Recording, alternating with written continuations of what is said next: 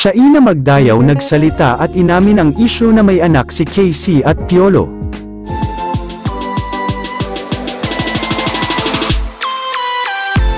Patuloy na pinag-uusapan ngayon sa social media ang tungkol sa isyu nina Casey Concepcion at Piolo Pascual ang di umano'y may anak si Casey at si Piolo ang ama.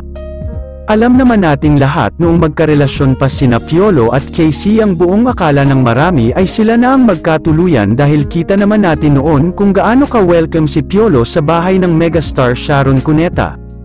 Kitang-kita rin ang kaswitan ng dalawa sa tuwing magkasama.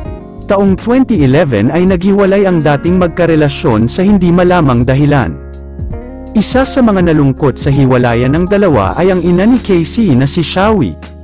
Nakiusap nga raw si Sharon noon sa dalawa ngunit hindi na raw talaga naayos ang kanilang relasyon, samantala nang maghiwalay sina Piolo at Casey na pagdesisyon ng aktres na si Casey na lumipad patungong ibang bansa at doon na manirahan at makapag-move on na rin.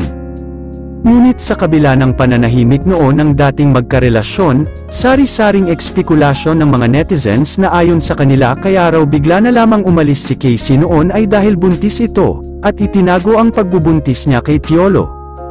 Samantala dahil dito hindi nakapagpigil ang girlfriend ngayon ng aktor na si Shaina Magdayaw na ayon rito sana naman raw ay tigilan na ang issue dahil may kanya-kanya na silang karelasyon.